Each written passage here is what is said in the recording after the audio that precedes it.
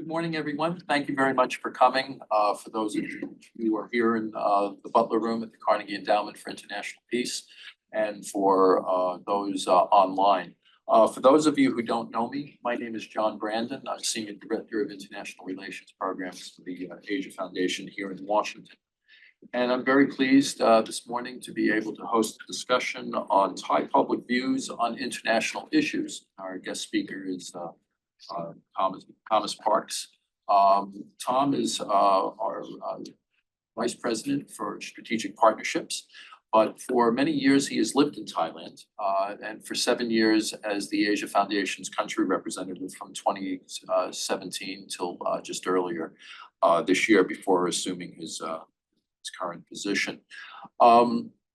This is a survey, it's titled Thai Public Views on International Issues. A lot of surveys will look at, they'll poll basically key stakeholders. Where this is, we took a poll on average Thai citizens from all 4 regions of Thailand and asked them through several questions. But in essence, what do Thais think about foreign policy? Talking about polling its views on relations with the United States, with China, and its influence, growing influence in their country, views on ASEAN, particularly neighboring countries such as Myanmar, Laos, and Cambodia, and trade and great power competition among other issues. Tom is the author of a very good book titled Southeast Asia's Multipolar Future, Averting a New Cold War, that was published just last year, and it's about the geopolitics of Southeast Asia. I highly recommend it if you haven't read it already. And when Tom was serving as our country representative in Bangkok, he managed programs on economic development, education reform, digital technology, as well as international relations.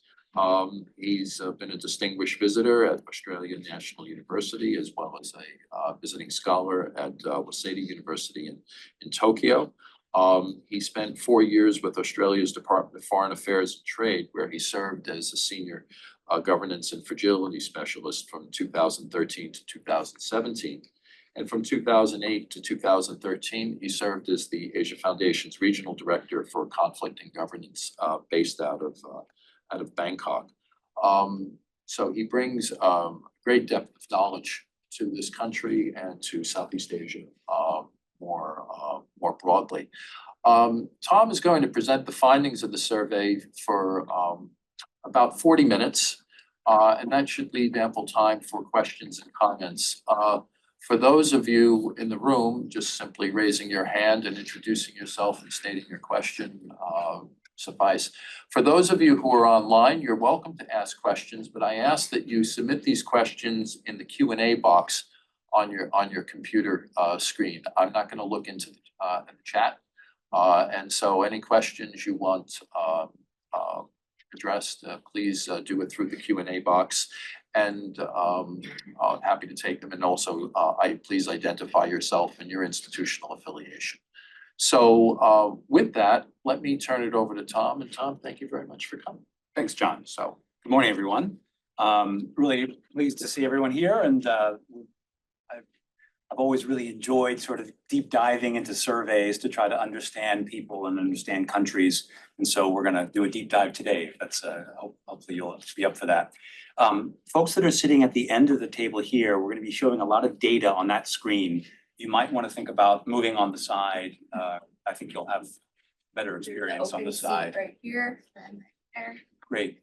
So this survey was partly motivated by Thailand's positioning in geopolitics in Southeast Asia. Thailand has, as we know, Thailand is a longtime U.S. ally, not a major non-NATO ally. Yet at the same time, Thailand has been strengthening its relationship with China over many years, and has generally maintained a very balanced and diversified foreign policy. And so part of the motivation of this was to understand to what extent the Thai public was supportive of that approach, of not choosing sides between great powers. And also to get a better sense of Thailand's view on key issues in its periphery, right? So Thailand is right at the center of a whole bunch of important things. All of the tragic situation in Burma and Myanmar. Obviously, it's a major part of ASEAN, and so it's frequently dealing with issues related to the South China Sea and other areas. And so this really was, trying to unpack some of that. As John mentioned, there are a range of other surveys that are out there.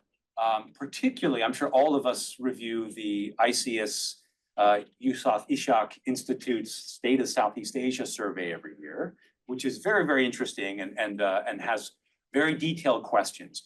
It's important to keep in mind that that survey is not a randomized representative sample, right? So that's a purposive sample of elites across Southeast Asia. And so it's hard to really know what that represents other than the views of about 2,000 elites from different regions. And I often remind people of that survey, and I'm not trying to undermine that survey, but just to be clear how this is different, they often would ask me to fill out that survey. And I had no idea, am I Thai, am I American, what am I exactly, why would I fill out that survey, right? So to give you an idea sort of what the State of Southeast Asia survey is about. So the other thing is that while there are many surveys that are conducted on Thai domestic politics, and there's a whole range of very reputable survey firms and institutes in Thailand, very few are surveying the Thai public on international issues. And a couple of years ago, the Lowy Institute in in Australia, did a survey of the Indonesian population, which was fascinating to look at. And we thought that was a great idea that we've picked up and started here in Thailand.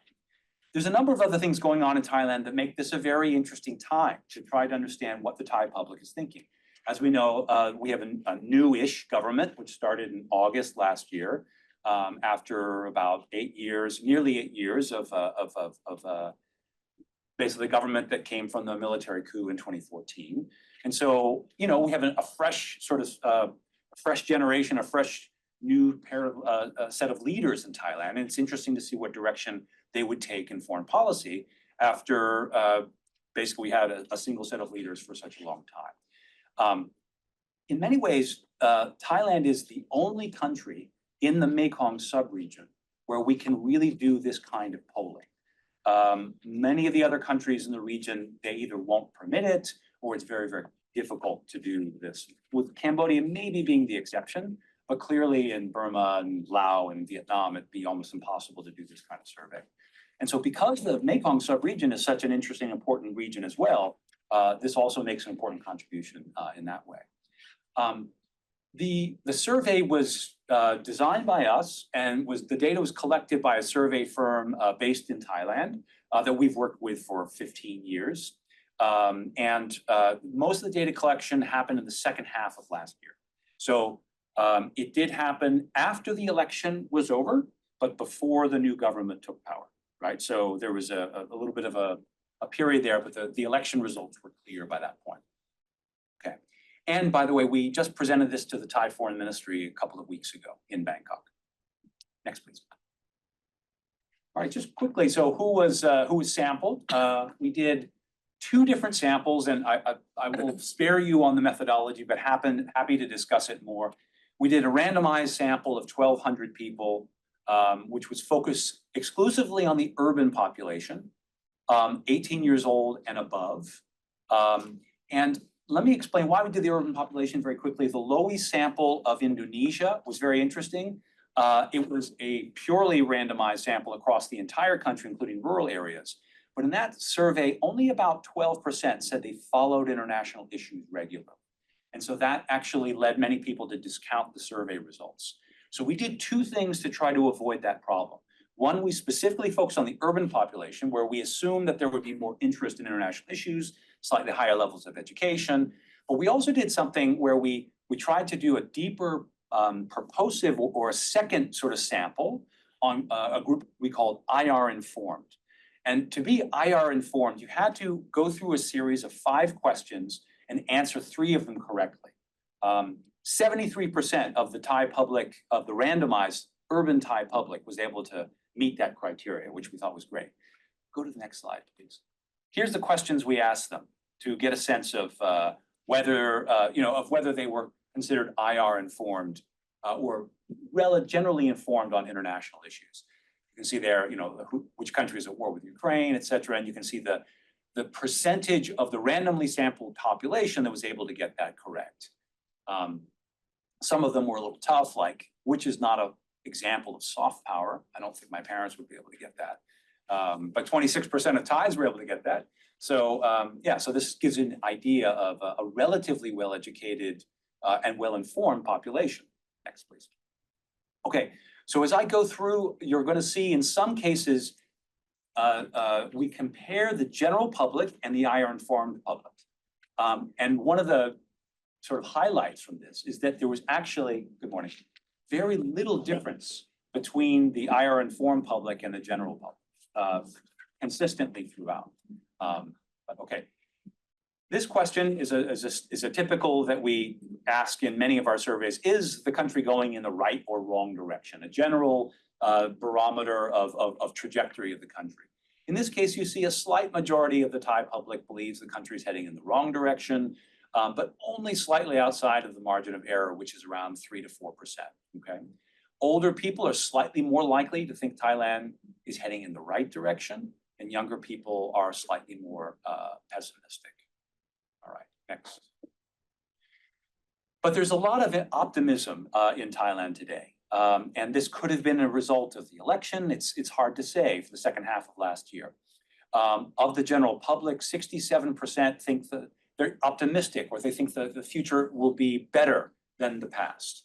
So 2/3 of Thais think that the situation is going to improve. So a great deal of optimism, and you see that pretty consistently across all different spectra, with all different age groups, as well as the general public and IR-informed.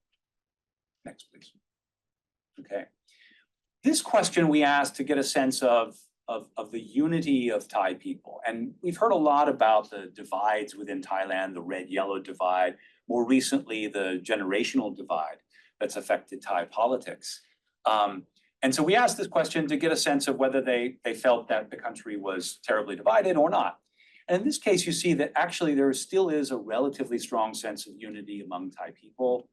We asked, despite our differences, as Thais, we have many values that unite us. To what extent do you agree or disagree? And you can see there that nearly 75% of the general public thinks that that they have more in common, that they strongly agree or agree somewhat, that there's many values that unite Thais. And so this is a relatively good signal that the divisions may not be as pronounced as we would see from the outside. Next. This one we found fascinating. We asked the same question of, is Thailand going in the right direction? And then, is Southeast Asia going in the right direction? And the idea here is to give a sense of, do Thais think that they're in a region which is dynamic and moving in a very positive direction? Very clearly they do. They see Southeast Asia as a region that's on the move. We asked them, is Southeast Asia, and we define Southeast Asia basically as the member states of the ASEAN, of Association of Southeast Asian Nations, the 10 countries plus East Timor. And you can see here 80% of IR-informed think that the region is going in a positive direction. Okay. Now we asked a series of questions on democracy in Thailand. And of course, as I mentioned, this is right after the election. And most of the data collection was, I think, just in the aftermath of the Thai government being formed. Now, there were some people that were very disappointed that the Move Forward Party didn't take power at that time as the largest number of votes in the National Assembly. Yet at the same time, this does give a picture of kind of a mixed view of Thai democracy. There's other questions, but we wanted to just highlight this one. A slight majority of Thais are unsatisfied with Thai democracy. So that's either unsatisfied or very unsatisfied. Many older people they're slightly more likely to be satisfied with Thai democracy. So that's all the way on the right there. That's about 50, 42% believe that they're relatively satisfied or very satisfied. And then young people are much less likely to be satisfied, but it's not a huge difference. It's around 40% of young people are satisfied. By the way, we use 40 as the cutoff. You have to pick a number, right? So 40 and below is young people, and 41 and above is older people. So you There was once a time. see where your category is. There was a coup in 1981. Yeah. And there was a group called the Young Turks, and they were eventually exonerated because they were viewed as, well, they were sort of like children. They were under 40, and they kind of excused them literally for that reason, being under the age of 40. There were a couple of guys at 38, 39 at the cusp. Okay. So it's, you're consistent. Okay, good. So 40 is our cutoff. So, all right. We also asked a question: can the West do more to promote democracy and human rights?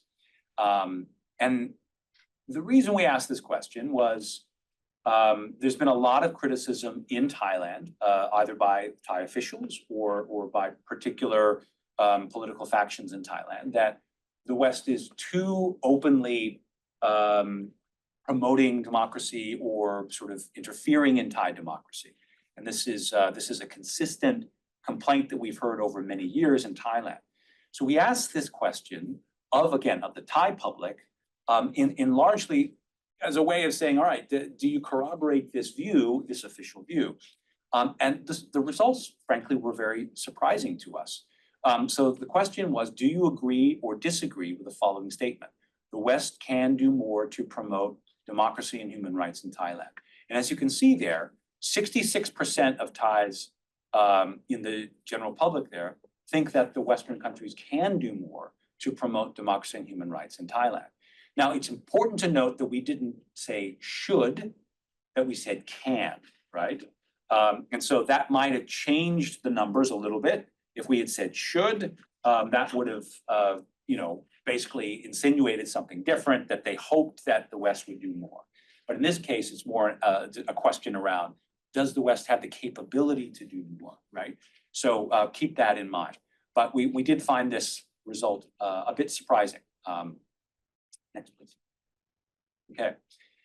We have a series of questions on Thailand's general openness to trade and migration and other issues along those lines.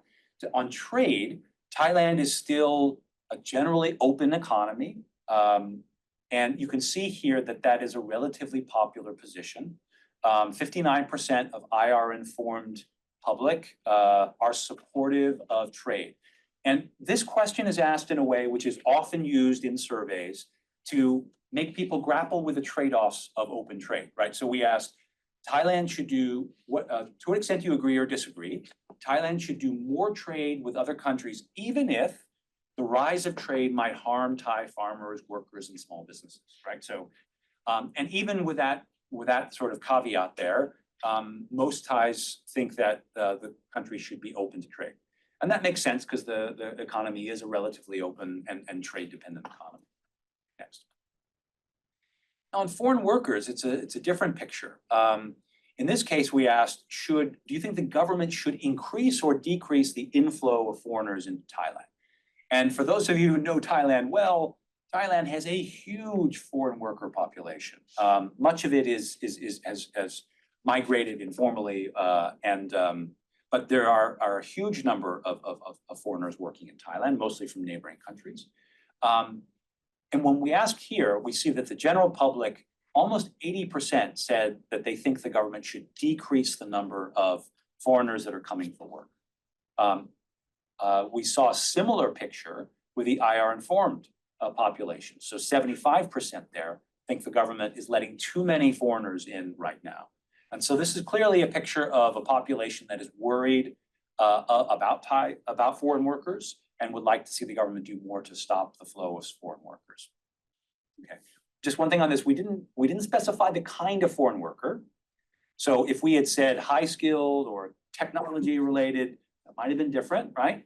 But we just said foreign workers generally. And so people may have automatically thought of low skilled workers coming from neighboring countries.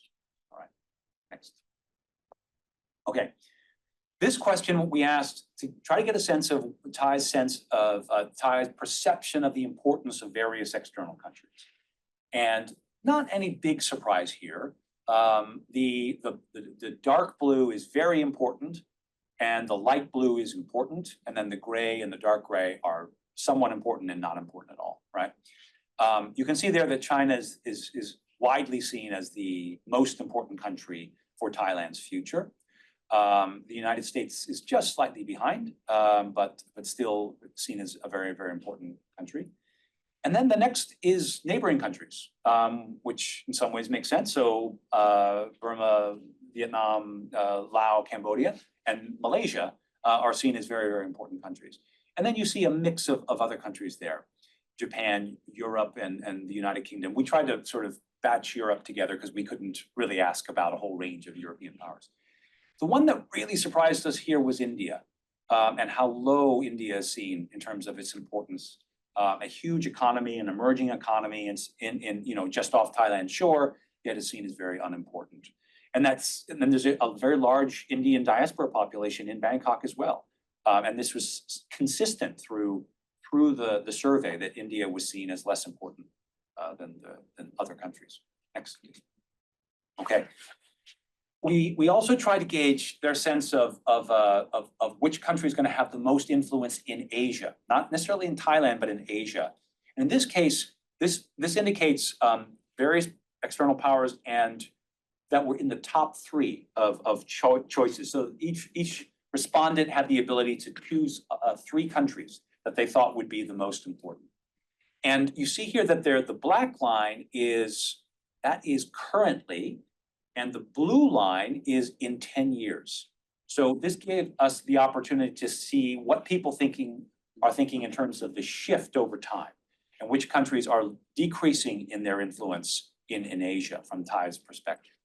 You can see here that China is roughly the same, 91% put it in the top 3, which is obviously not surprising. And there's very little change really. It's outside of the margin of error. It's inside the margin of error for 10 years from now.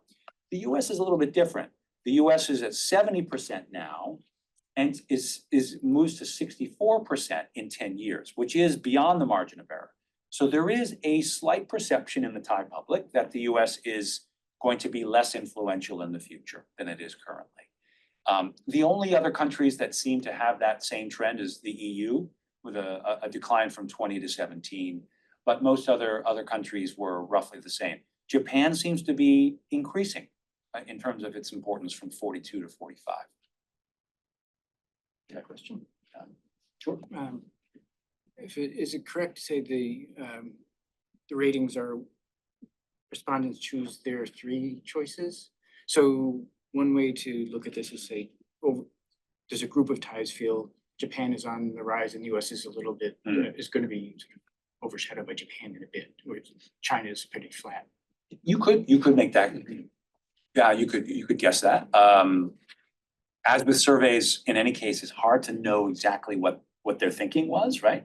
But that is one possibility, because people would have had to shift. They had the current 3 that they choose, and then they had the next 3, right? So they had to pick one, they had to pull one out and put a new one in, right? So yeah, they could have swapped Japan for the US possibly.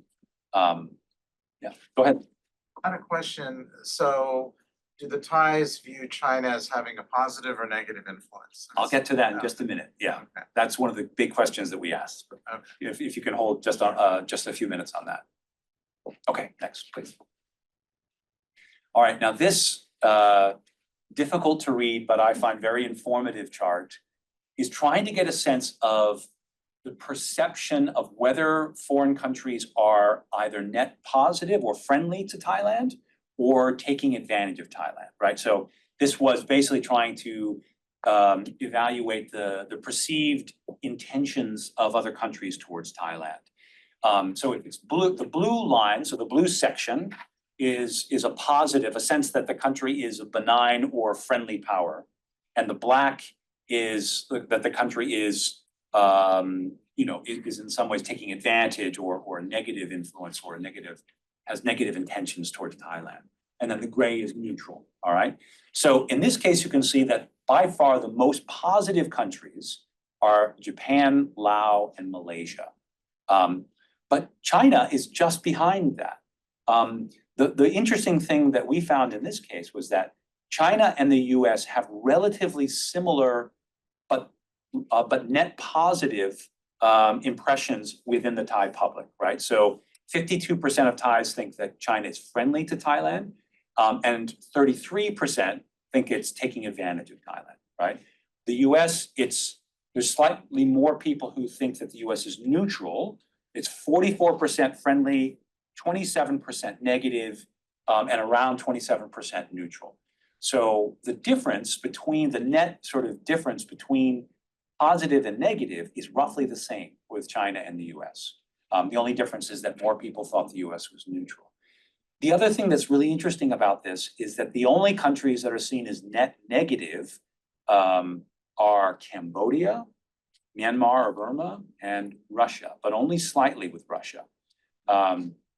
So you see consistently that the countries that Thai people have the most suspicion about are its two neighbors, Myanmar and and that Russia is only slightly negative. There's actually, in that case, the negative views only slightly outweigh the positive. Okay, next. You think that ties into the immigration issue? Of course, yeah. But not with Laos because they're sort of looked as blood brothers, right? So this is the great question, right? I'd love to hear people's views. And this gets right to that, the heart of that issue. This asks trust levels with ASEAN countries, right? So we went through all 10 ASEAN countries.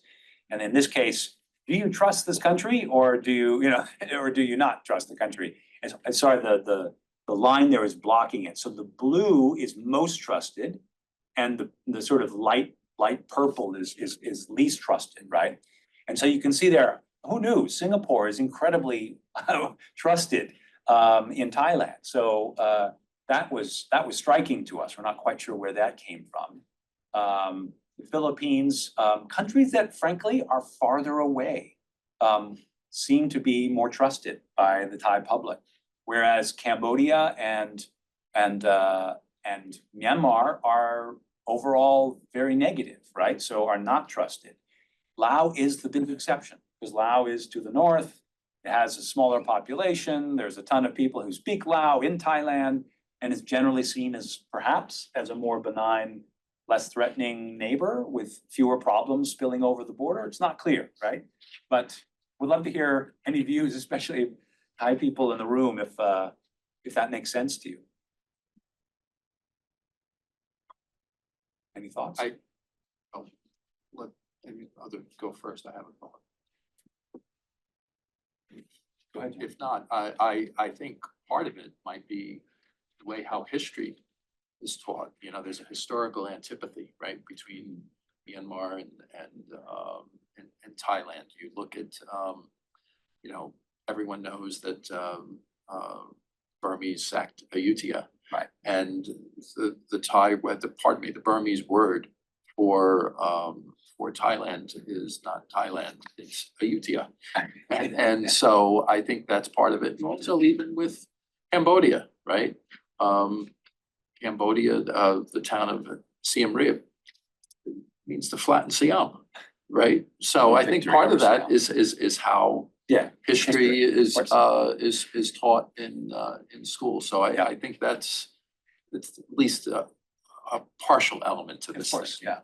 I mean, everybody in Thai public schools learns about Ram Khamhaeng and the sort of Thai heroes that defeated the Burmese, right? So there's a lot of history. You can go to Ayutthaya, you can see the ruined temples that you sort of get a little bit angry at the Burmese, right? So how could they do this, right? So anyway, so that is an interesting picture along with the previous slide that shows perceptions of foreign powers, an interesting picture into the views of Thai, of those that are seen with suspicion and those that are seen positively. Next, please. Please come in and join. So then we asked, should Thailand align with a great power? And of course, we all know that the general Thai position for many years now has been not to choose between the US and China. And this, of course, was a major departure from Thai position during the Cold War, where Thailand was very closely allied with the United States. This is a picture that really accurately reflects what we hear every day from Thai elites, but it corroborates it largely with the Thai public, which is basically, should Thailand become a closer partner of China? Only around 12% of the general public and 11% of the IR informed population. Should it become a close partner of the US? An even smaller percentage. Is it better to strengthen relations with other nations besides China and the US? Nearly a third in both cases there of IR informed and general public. And is it best to keep the current position? Nearly half. So only about 20% of the Thai public thinks that Thailand should choose between China or the US. Now, keep in mind, we didn't ask, can Thailand continue indefinitely not to choose? But they said, should Thailand maintain the current policy or strengthen relations with other third countries? That is clearly the preferred view of the Thai public. And so you see here that Thai official policy is largely supported by the Thai public. Next. Oh, Kai, go ahead. So when respondents are choosing this gold, better to keep current policy, what's in their mind? What is the current policy, or what's the rationale? So on the question, we said Thailand's foreign policy states that it maintains positive relations with both the US and China. What do you think of this policy, right? So the current policy is, yeah, that sounds perfectly fine to me, right? So that the statement, and of course we ask these questions in Thai, right? So we can show you the Thai specific translation, right? But this was a way of asking, should it be friends with both China and the US, right? And yeah, and you can see the result. Yeah. Okay, next. Then we asked, if there's a great power conflict, how should Thailand respond? And the question here, I think, is really important to look at. The US and China acknowledge that their relations are tense and that they're competing with each other across the world in many areas, a quote, new Cold War. Some people think that competition will lead to an armed conflict, right? So you sort of walk people along, this could get bad, right? What do you think Thailand should do if it gets bad?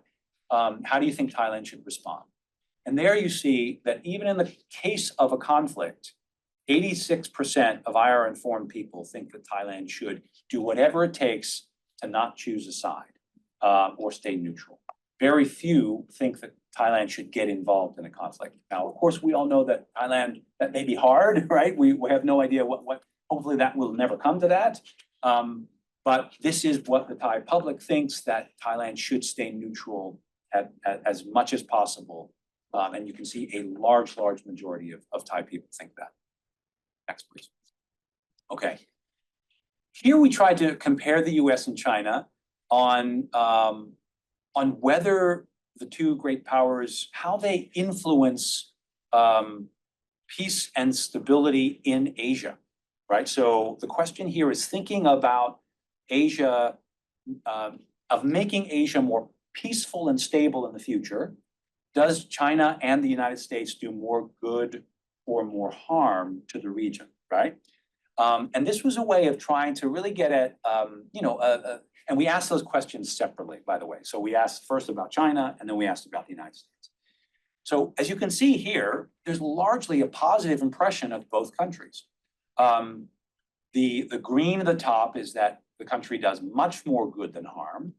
And the sort of light blue is somewhat more good than harm. And then you can see it's the more harm than good is the two at the bottom there. So 76% of the general public and 73% of IR informed think that China does more good than harm in Asia in terms of peace and stability. And for the United States, it's almost identical at 77% and 72% of IR informed. And so the thing that we found so interesting about this is that the US and China are almost identical in terms of how the Thai people see both of the great powers. That is, I think, a striking feature of the Thai view of great powers. Next, please. Question? Oh, yeah. 24% and 25% or 27 and 29. Mm. Is there a way to tell whether these are the same people? Are they saying we don't like these big powers? Mm. Or is there a group that says we don't like China and a group that says we don't like the United States and they're different? Yeah, that's a great point. We haven't looked at that. We could look at that. I would imagine there's some of that. There's just a general skepticism of great powers, right? That you would find in any country, right? But there may be, I would imagine there's going to be some groups in the population that are more pro-China and that some are more pro-US, right? But we can look at that. That's a really interesting point. Because if most of that 24% are the same as the 22% on the US side, then you can draw a conclusion that there are just people that want the great powers to stay out, right? Or that are generally skeptical of great powers. We'll look at that. There's somebody online. Do you want to take online question? They were supposed to go in the Q&A box. I don't have Okay. any. For those online, if you could put your question in the Q&A box, that would be fantastic. Cecilia Brady. Okay. All right, next, please. So then we asked the same question on economic prosperity. Remember, the first one was on peace and stability. This is on economic prosperity. And here you see the same pattern, but an even more positive impression of both great powers, right? So in this case, you see 82% of the general public thinks that China is net positive in terms of the economic influence on Asia, and the US is 82% as well. I'm sorry, 82% of the general public. So you can see here the very same pattern, but overwhelmingly positive on both great powers. Next, please. Okay. Can you get rid of the box? There, yeah, just click that there. Okay, great. Okay, so how would, we asked whether they think that their relationship with external powers is mutually beneficial, right? So this is a way of trying to get a sense of, do Thai people think that the US or China is in some ways getting more from Thailand than Thailand is getting from that country, right? A lot of the narrative, a lot of the concerns about, for example, the Chinese relationship with countries in the region is that China is sort of taking advantage of smaller countries or that it's overwhelming them economically. This tells a bit of a different picture. In most cases, they think that that the relationship is mutually beneficial. We also asked about Australia, which is a country that we do quite a bit of work with in Thailand. And you can see there that it's relatively similar across all three countries that we asked. Yeah, next, please. Next.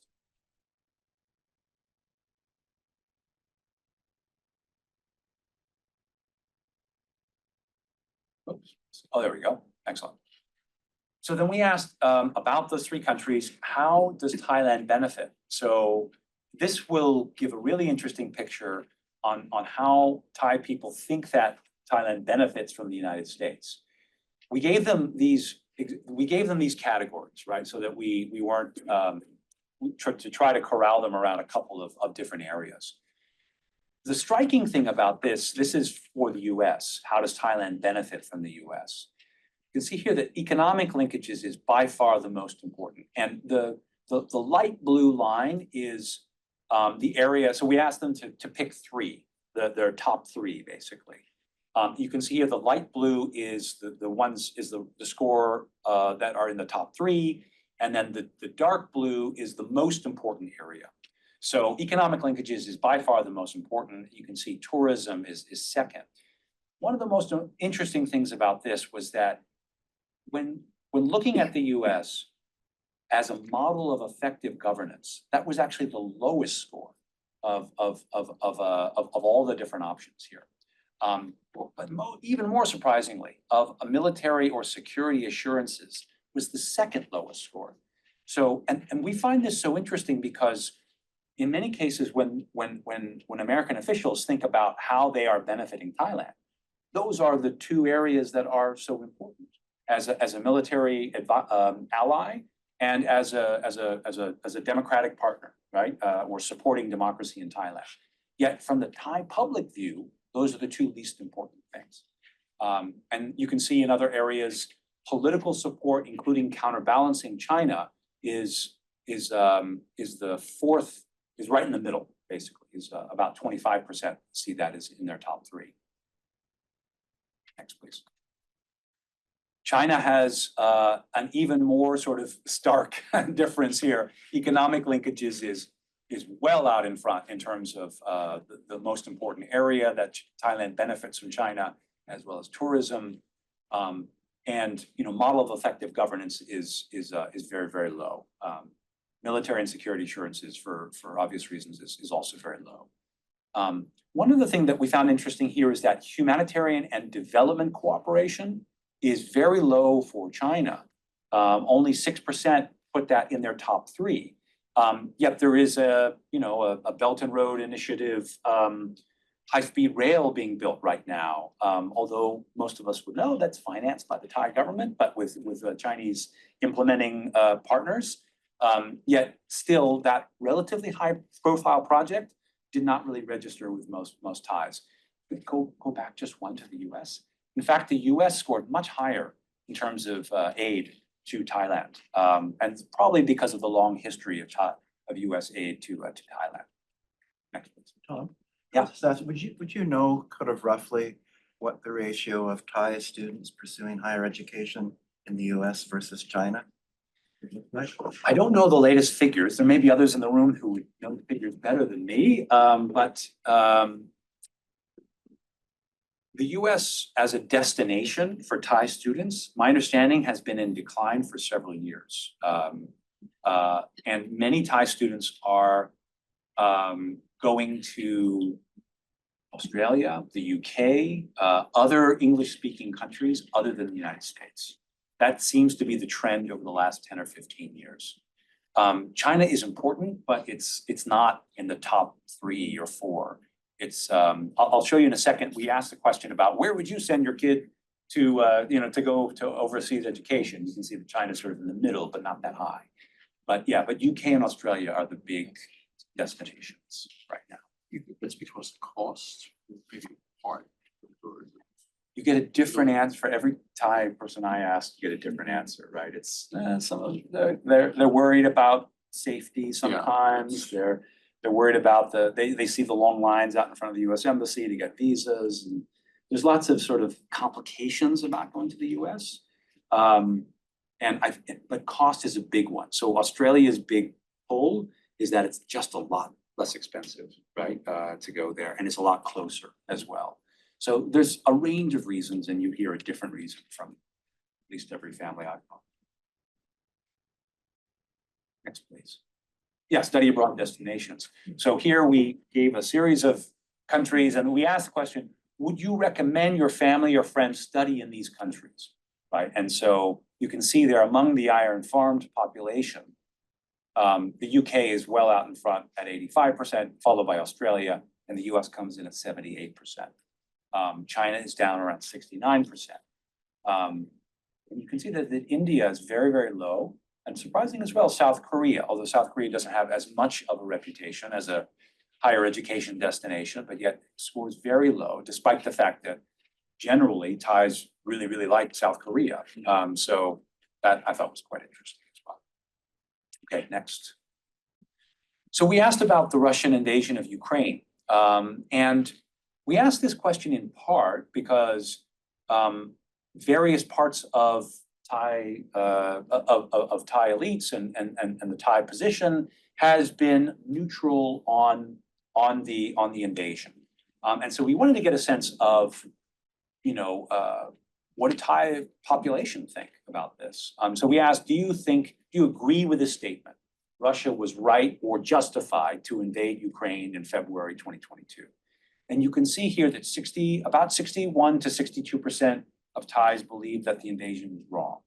And so there is not an overwhelming majority, but a majority that look very, that are concerned and think that it was wrong, Russia's invasion. So that seems to be somewhat out of sync with the official position of the Thai government, certainly at the time of this, at the end of the Prayut government. Okay. And then we asked about ASEAN. Do you think Thailand benefits from being a member of ASEAN? And if you want an overwhelming response, this is an overwhelming response, right? 98% or 97% of IR-informed people think that Thailand, they either agree or strongly agree with that position. And so when you ask just generally, is it good for Thailand to be in ASEAN? Very strong support for that in the Thai public. Next. And then we asked, do you think Thailand should play a bigger leadership role in Southeast Asia? Of course, Thailand has a long history of playing a critical leadership role in particularly in mainland Southeast Asia, but also in ASEAN more generally.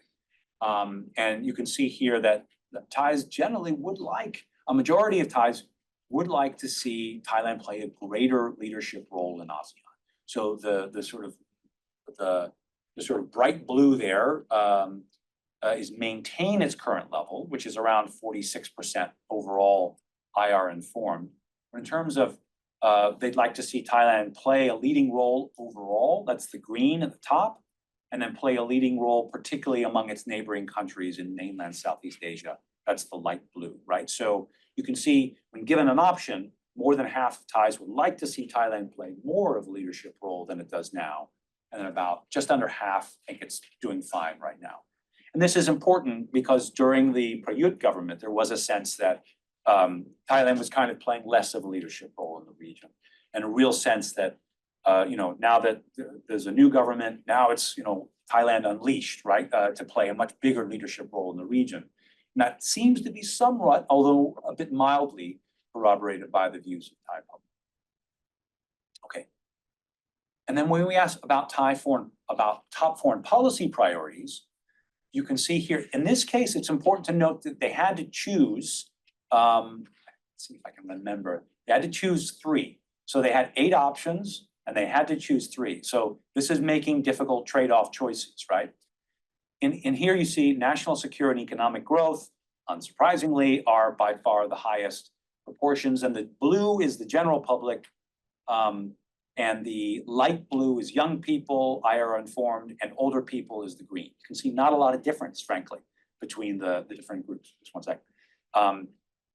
ASEAN unity came in relatively high, but some of the areas like the Myanmar crisis came in very low. And the Mekong River, also we were very surprised, came in very, very low. And then the US-China rivalry came in very, very low. Now, one thing to note is that some of these if somebody chose national security, they may have thought, well, no need to choose US-China rivalry as well, because that's sort of a national security thing, right? So people may have made choices by sort of focusing on national security to the exclusion of others, potentially. Hard to tell. But we did find it particularly interesting that the Myanmar crisis was seen as so low. Tom, sorry, just taking geopolitics off the table for Yeah. national security, are there any other apprehensions that you would imagine would be on people's minds when they think of national security beyond geopolitics? Crime or Possibly things of that kind? drugs, crime. Did you guys ask about the southern border? Or We didn't ask about the southern Or border. the provinces? In part because that's officially an internal problem, right? So this is a foreign policy problem. But frankly, most Thais don't really see that as a huge problem. Yeah. So So it's not a national security. not a national security issue. And because this was foreign policy, we didn't really include that area. Although it obviously has a foreign dimension to it with many of the BRN people in Malaysia. Yeah. Any other questions or reactions to this? And haze and air quality was relatively high, but lower than we expected. For those of you who have been in Bangkok in the last few years, it gets pretty bad, and certainly in January, February, when the air quality is pretty awful. Next. All right. Almost done here. And then when we asked, should Thailand do more to assist Myanmar, Burma, this shows the top 2 of choices that people. So while they didn't see Myanmar as a major foreign policy concern in the when we asked them, so that was of course when they had to make choices between different options, right? In this case, when we asked them only about Myanmar, we were a little bit encouraged by the fact that only 6% of people said that Thailand should do nothing, right? So, but most people, well over half, think that it's best to just create stronger economic ties with Myanmar, and that would be beneficial. And then you can see there's a whole range of other options: provide Thai government funding to improve development, work together with Myanmar to have a stronger position with large external countries, help migrants was around 21%, and then help people fleeing Myanmar to find safety, only 9%. So you get a sense of the different priorities or preferences of the Thai public on Myanmar here. Okay, next. When you asked about climate change, yeah, the vast majority of Thais see it as very important for Thailand's future.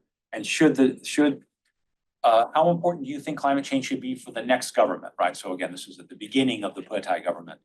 And you can see there that 96% should say it should be either extremely important or important. Now, it's important. A colleague noted that, yeah, they may say this when you give them that question straight up and they don't have to make any hard choices. But when you look on the previous slide, it was, way down, whether in terms of a foreign policy priority, like the second or third lowest area. So you can see some of the differences. All right, next. I think we're almost there. And then on what the government should do for climate change, you see a range of different things here. Increase investment in Thailand in new renewable energy and transition to low carbon is the highest, and then protect the forest and plant more trees, carbon sinks, et cetera. And flood mitigation is an important one, obviously, which is much more about adaptation. Thailand has been affected by many floods over the decades, particularly in 2011. Okay, next. This is the last slide. We asked them also about their trust in various news sources. We asked a whole range of questions on news sources and so forth, but this one we thought was the most interesting. This one basically shows that most Thais still rely on traditional media in terms of the news sources that they trust. So television, newspaper, and that relatively high levels of trust on television and newspaper. But interestingly, that Thais make a clear distinction between internet sources, official websites or social media channels that are connected to an organization or an agency that they trust or that they know or that's established, has clearly much higher levels than those that are on social media, and particularly those that are on chat apps. So it's clear that Thais have very low trust in news that they receive via chat apps like Line or WhatsApp or other social media apps. So I find this encouraging that the normal Thais on the streets are thinking about the source of their news and are making judgments on the validity of news that they're receiving based on the source. I wish we were. So, okay, I think that's it. Yep. Thank you so much. Thank you, Tom. Look forward to the discussion. The floor is open. If you are online, if you could kindly pose your question in the Q&A box, you'll have to type it out and we'll address it. So right now I don't have any in the Q&A box, so the floor is open here in the room. And yes, can you identify yourself? Sure. Hi, my name is Gavin. I'm an intern with the State Department, Bureau of Democracy, Human Rights, and Labor. I just had a quick question. Obviously, we saw that there was sort of this overwhelming support for ASEAN amongst the Thai public. Do we know the breakdown of what they see those benefits as being? Yeah, we don't from the survey data because we just asked the one question. So it's hard to determine. It's a great follow-on question that would probably be better ascertained through case study or focus group meetings. My sense is that Thais, first of all, they know Thailand is a founding member of ASEAN, and they know that Thailand has staked a lot of its sort of its historical sort of weight in the region on its role as a leader. They think back to the times that Thailand hosted ASEAN, or that Thailand played a critical role in kind of bringing Myanmar into the fold in the late 1990s when Surin Pitsuwan was the foreign minister, right? So I think that they have a lot of memories of Thailand playing a critical role. And I think frankly, the data that we showed that looked at Southeast Asia and whether Southeast Asia is moving in the right direction. I think that the clear sense that Southeast Asia is seen as a dynamic, exciting, increasingly important region, right? And that ASEAN is the grouping of that region, right? So my sense is that, you know, again, this is just ascertained on lots of different conversations. It's not scientific at all. My sense is that Thais are putting those pieces together and they're saying that we're in a great region and we really want to be a part of the future of that region. And ASEAN is at the center of that. So but if you ask them, tell us which policy areas Thailand's really benefiting from, etc., they probably wouldn't be able to do that. Beyond perhaps trade agreements, which are obviously very generally quite popular, and they know about RCEP, they know about various ASEAN free trade agreements, etc., and they see that as positives. Anyone else? Aggressive with progressive policy institute. Urban population as a cause about 50% of the public. Is there any reason to think rural people might have different views, or if so, what they might be? Yeah, it's a really important question, and it's hard to know whether they would be much different. My sense is that there might be a little bit more variation in different parts of the country. The Northeast might be a little bit more open to migration, perhaps, because so many of them are from families that migrated at some point, or even have relatives on the other side with Lao or with Myanmar. But my guess is that there's not a huge difference.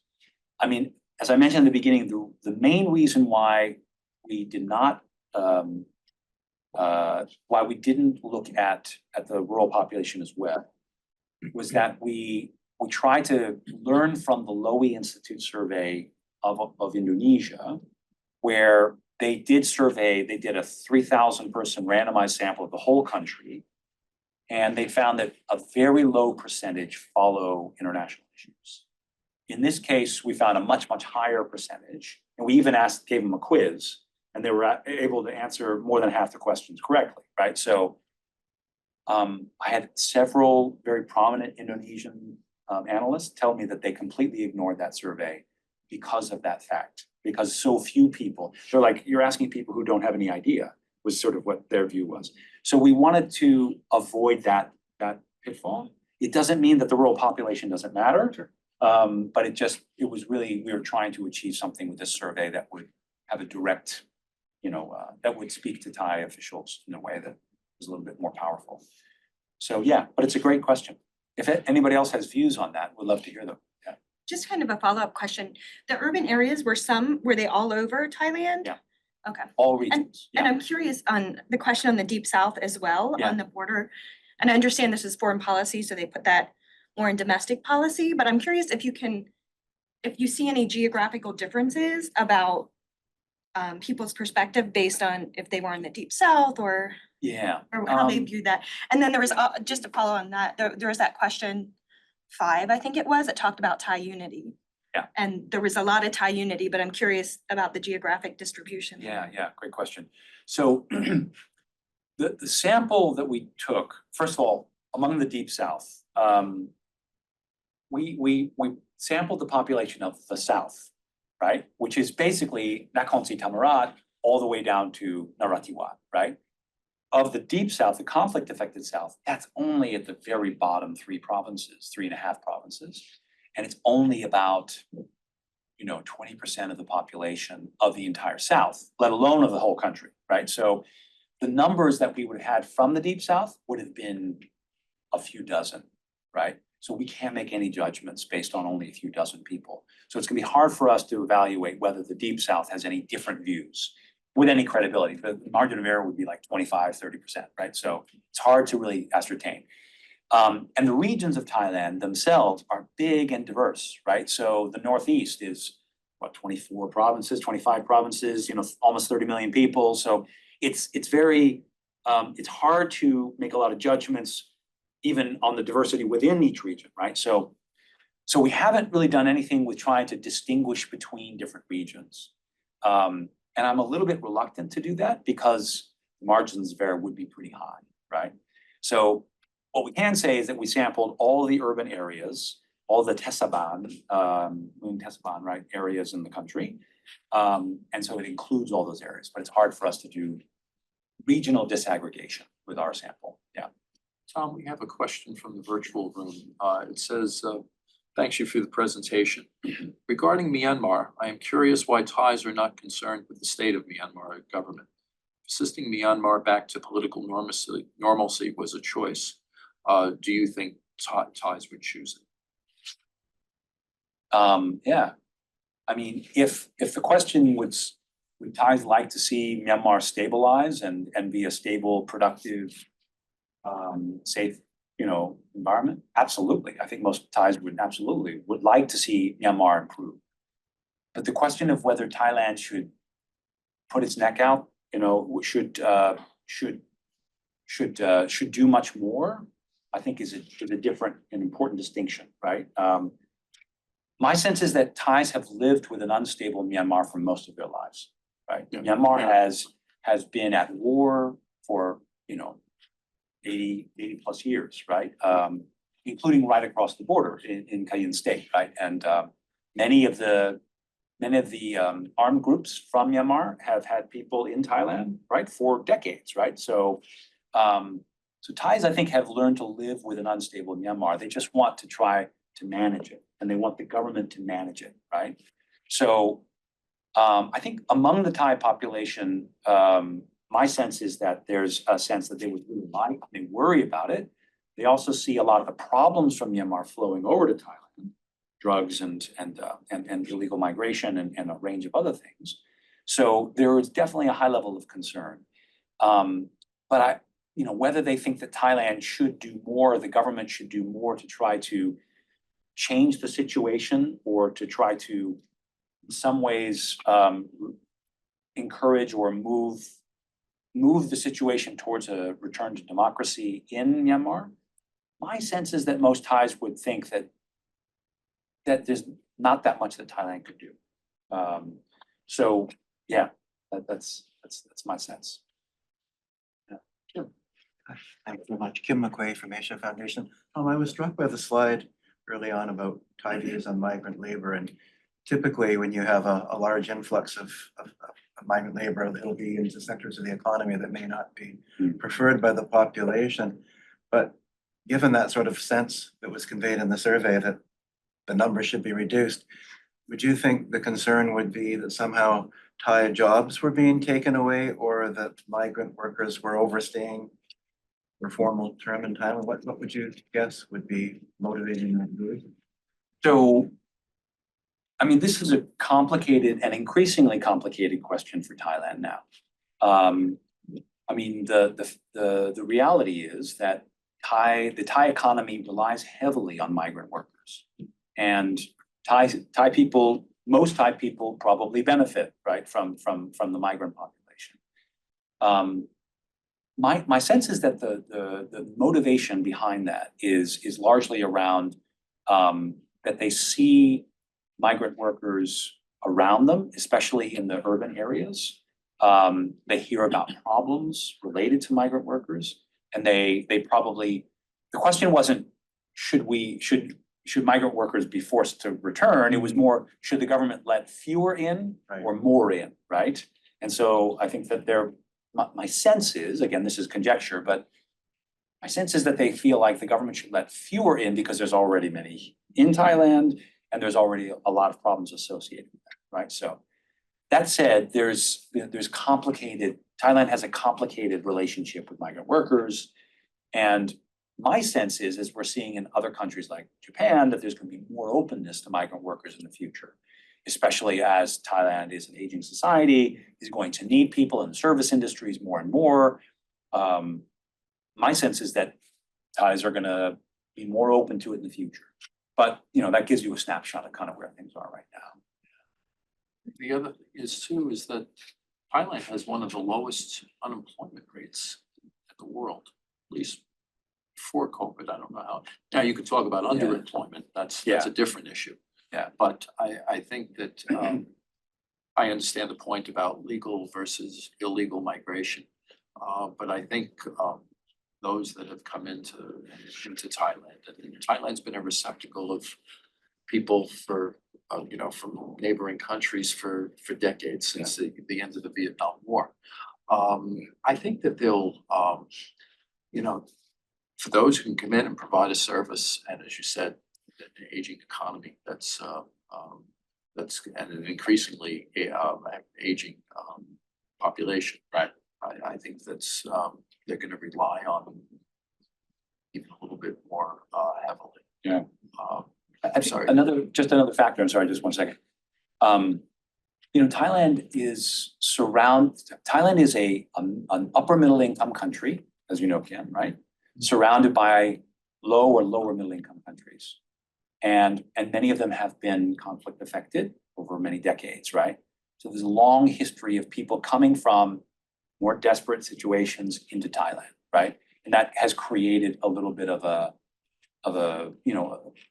sense that, people are coming from, they're either fleeing or they're either for poverty or for conflict in the past, right? So, that I think must color Thai's views of the migrant population in the region.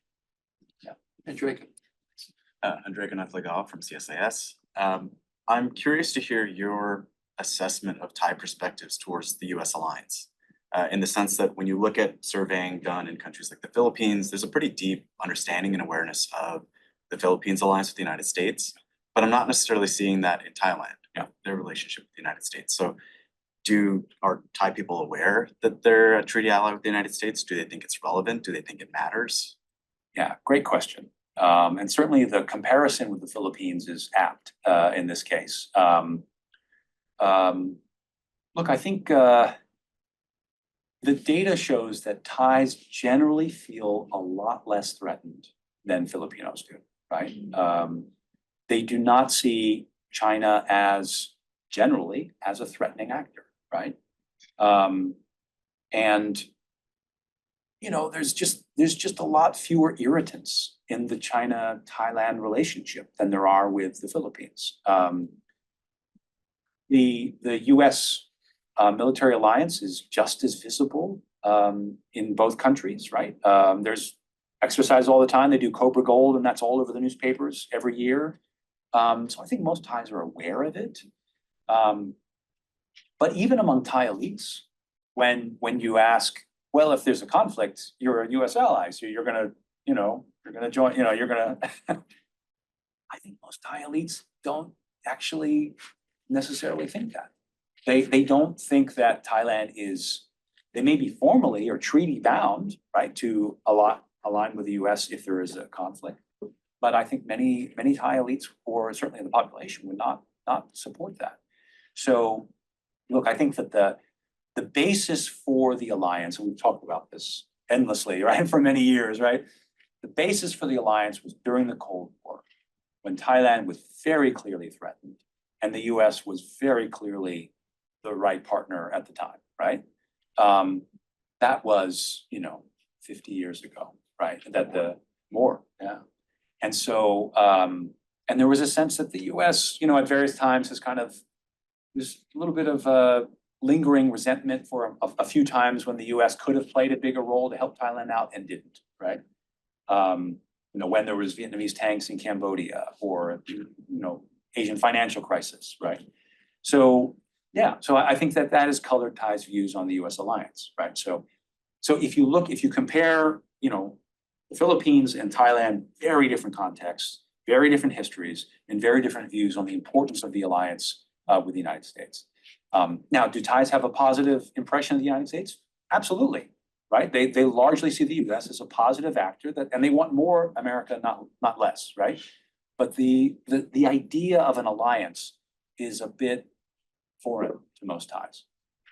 And especially when their official policy is to be friends with everyone, right? I mean, really, that is their official policy, to make it simple. Sort of raises the question too of what should the alliance look like in the 21st century world, since from the time it was signed back in the 1950s, that the world is a very different place. I mean, their largest trading partner was a clear threat, right? With the Vietnam War, it's now a fellow member of ASEAN. And so it's just the dynamics. And it's of all the 5 alliances in Asia, Thailand is the only alliance that there isn't a threat. All the others do have threats. So, anyone else? We have yes, we have a question, in the question of importance of foreign powers to Thailand. The majority picked China over the US, despite the US being a longtime treaty ally. Does economics trump security for Thais? What should we make of the Thai and China and Thai-US relationships going forward? Yeah, I mean, similar to what we were just talking about, I do think that China is seen as an important emerging economic partner. Thailand's growth in the past, its sort of transformation from the 1970s until the 1990s economically, was driven largely by Japanese and American investment in Thailand, which led to this rapid industrialization and export-oriented growth, et cetera. And they see China as a much more likely sort of driver of growth in the future. So yeah, I think that is largely the picture. Plus, you have the fact that there are much fewer irritants in the Thai-China relationship, as I mentioned. I think that largely accounts for the difference, or for the largely positive impression of China by Thais. We'll take another question from the virtual room. Brantley Womack, Professor of International Relations at the University of Virginia, says the agreement between your different age and information categories is impressive, as is the general conformity with government policy. What about conformity with the Yusuf Ishak State of Southeast Asia series? Is it explicitly an elite poll and more of a large focus group than a poll, and it has different questions? But how do you feel about their general presentation of Thai viewpoints based on your survey? So, I think the State of Southeast Asia is a very useful tool for understanding elite views. And certainly in my book, I use it extensively, especially if you look at it over time. There's some really interesting sort of dynamics. I looked at it over 4 years, and it's quite useful for that. But with the Thai sample for the State of Southeast Asia survey, it's pretty big. I think it's several hundred at least, right? But the important thing, and again, this gets down to survey methodology, and those of you who sort of track this stuff will know that it's not a randomized sample. So what it means is you can't actually say what that number represents, right? With any confidence. Does it represent Thai elites? Does it represent Thai officials? Does it represent, it's a cluster of things. And because the way that they do the survey is they push it out, they send out emails to people they know saying, hey, will you tell us what you think, right? So I think it's a relatively good barometer for the views of Thai elites and people in the Thai foreign policy circles and Thai official circles. So I use it, and I think it's worthwhile to look at. It's less useful for smaller countries. And sometimes you see wild swings with Brunei or Cambodia, and that's probably because 5 people last year were posted abroad, and they found 5 other people, and those people just had different views, right? So does that mean that the entire Cambodian or Bruneian, sort of views have changed? No, it just means that people left and went, and that means that it's not very robust, right? So, but the Thai sample, I think, is worth looking at and worth tracking over time.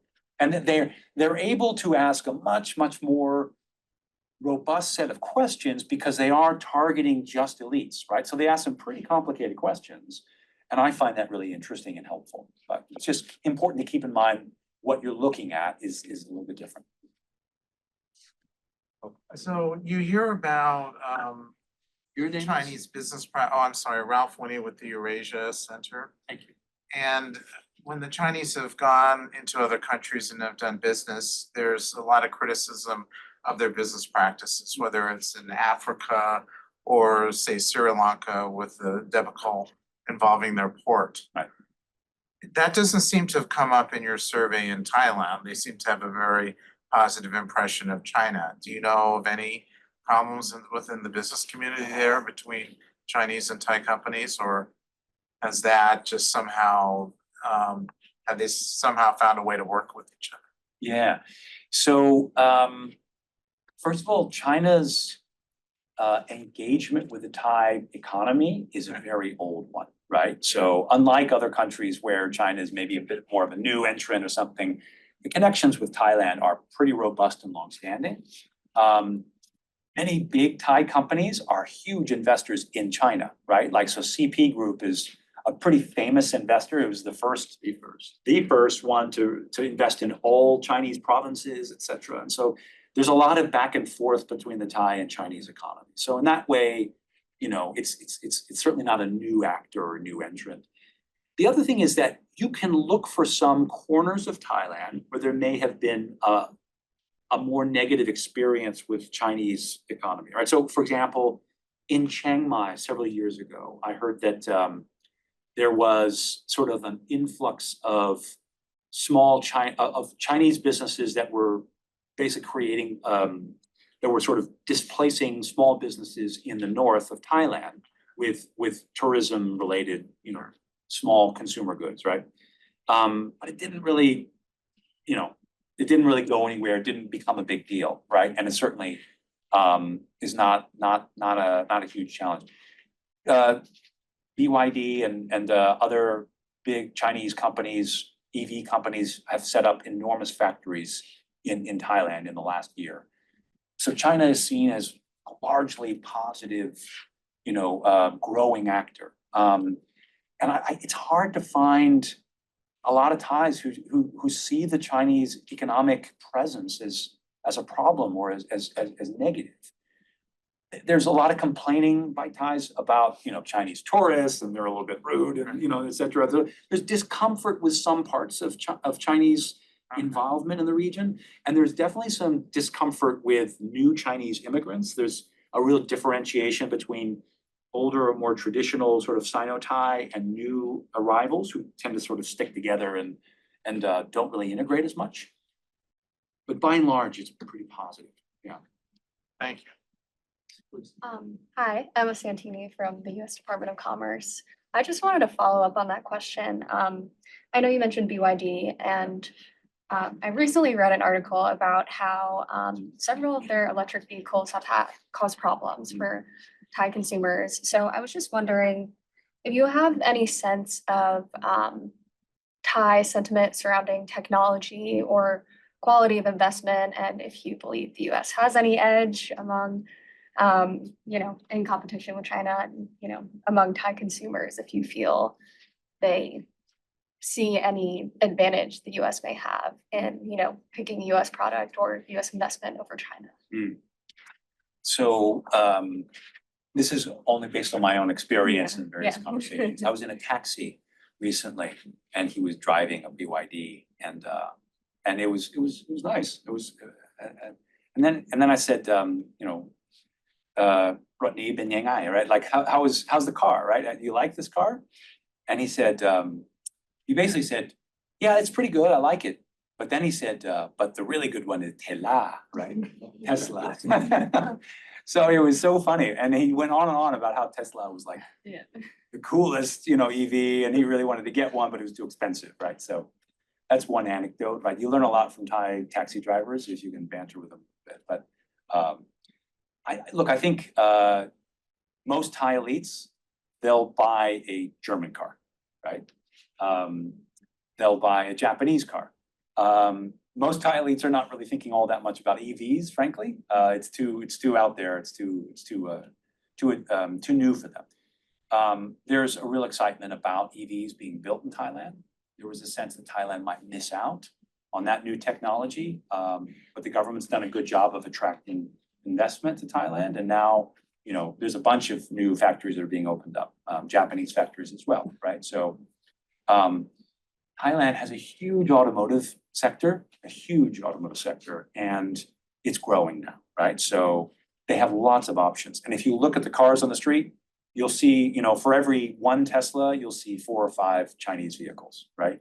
So I think that they would see American technology as pretty high up there, if not the best, and second only to Japanese, right? But whether they see it as something that they'll be able to afford, or whether they have enough concerns about the Chinese cars that they wouldn't buy them, I don't think so. I think that they're probably quite happy to, you know, to get whatever they can, and they see it all. And so certainly, I think the view of Chinese, the quality of Chinese stuff, right, has definitely increased a lot in Thailand. So I don't think that it varies, right? There's certainly a lot of low-end sort of Chinese goods that are sort of flooding markets at various times. But I think on the high-end side, I think that they see Chinese stuff as pretty high quality now, but they would always prefer Chinese, Japanese, American, or German, at least on the automotive side. Is Thailand keeping up with like having enough charging stations? Or are people complaining about that, or? There is a sense that it would be nice if there was a more rapid build out of it, but there has been quite a bit of progress. A lot of that's driven by private choices. Like in my condo building, we have constant meetings where one group says we should get a charging station, but more than half say no, right? So it's getting there though. It's growing pretty fast. Yeah. Good. Yeah. How are Thais thinking about the conflict in Gaza? And how might this be impacting views toward the United States and China?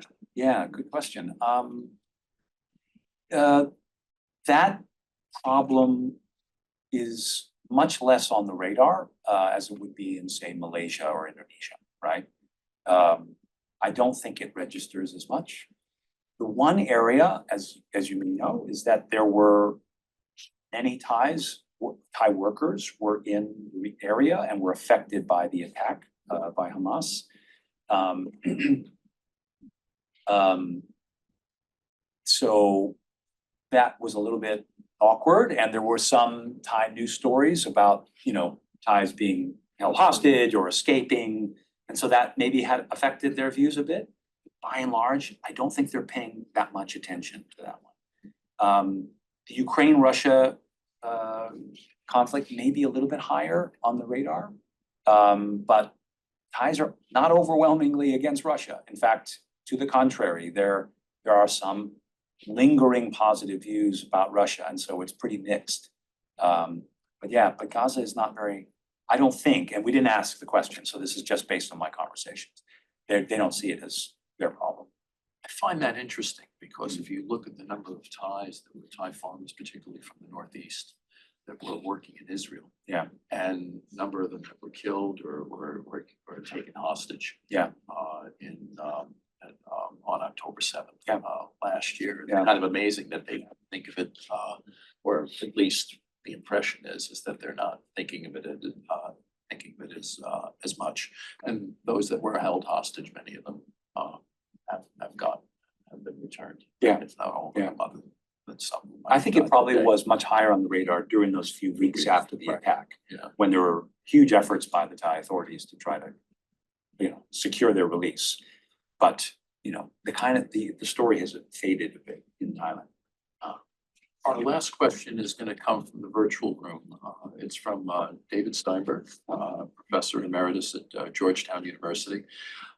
David asks, did your survey consider the role of Sino-Thai ethnic integration, which is probably the most successful in Southeast Asia?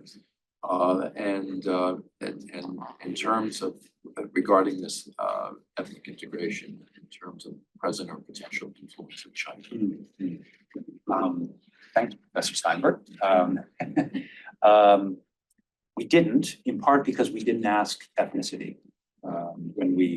So it's impossible for us to know, what percentage of our survey was Sino-Thai. But we do know that there is a relatively high percentage of Sino-Thai, and that they are in very prominent positions. So that could have been a factor. It's likely to have been a factor. There are you don't have to look very far in Bangkok to see all kinds of, of the signs of Cambodia, of Chinese history, right? And and my wife's family is Sino-Thai, right? Her grandparents are all from Guangdong province, right? So they have an affinity to China in that way, but that doesn't necessarily affect their views today of China's role in the region, right? I think it's more generalized than that. So unfortunately, no, we can't say anything with evidence on that question. But my sense is that it probably is a net positive benefit for Chinese relations with Thailand on the whole. We've come to our endpoint here. We don't get a lot of discussion about Thailand specifically, and this survey has provided a chock full of information about the Thai people and their views on foreign affairs, which really we don't hear. It comes from elites, and so this has been extremely informative. So I want to thank you for nuanced insight you've provided, and for all of you for your questions, both here in the physical room and those in the virtual room. So with that, please join me in thanking Tom for a terrific discussion.